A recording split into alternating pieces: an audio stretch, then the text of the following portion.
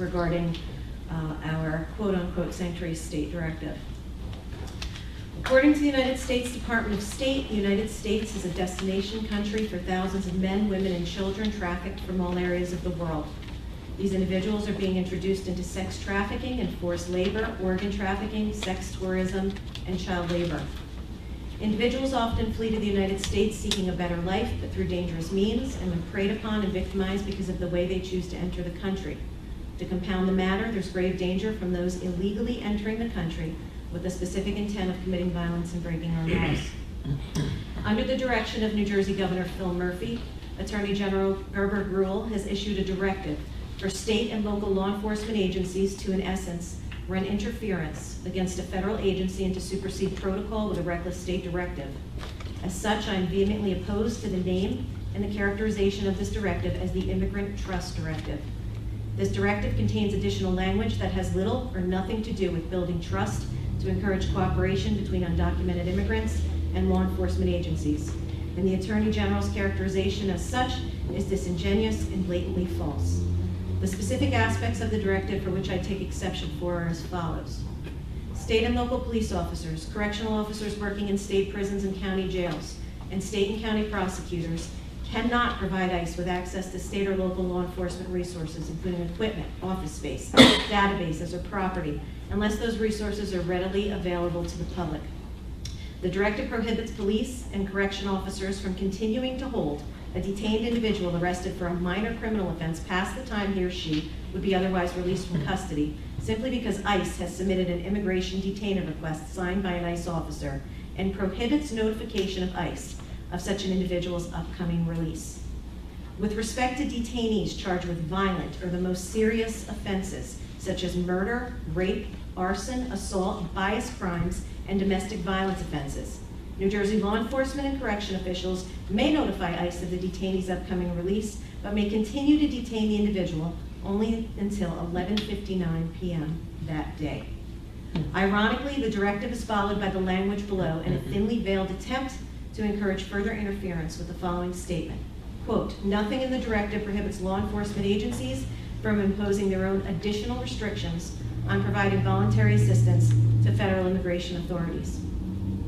This directive absolutely limits the types of voluntary assistance that New Jersey's 36,000 law enforcement officers may provide to federal immigration authorities.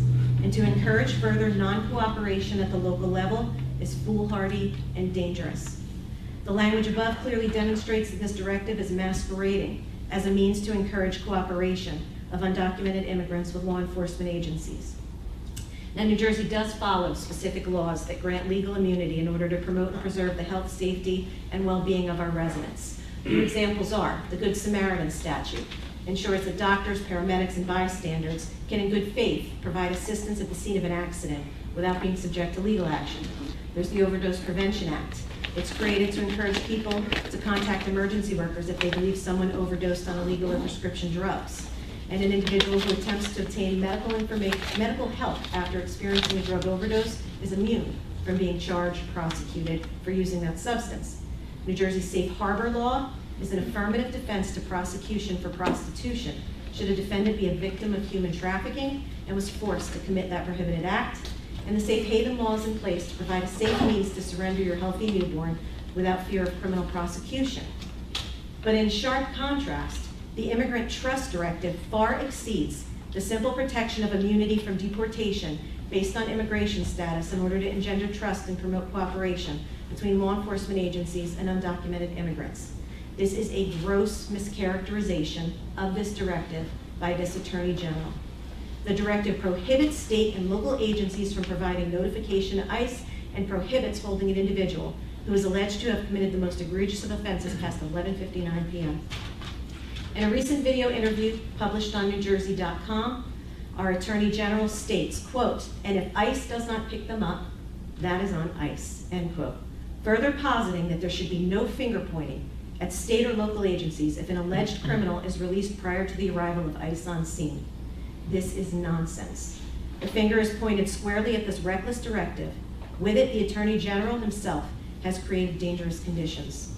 And he continues, if a judge says they are free to go, who are we to say otherwise, unless we have a federal warrant?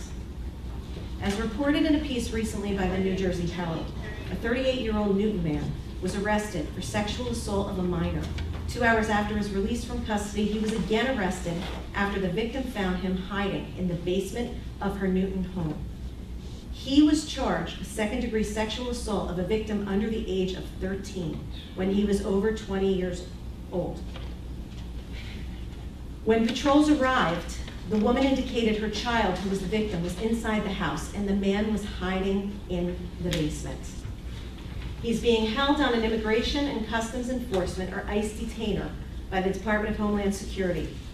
The detainer provides ICE agents extra time to determine if this individual should be taken into federal custody and ultimately deported.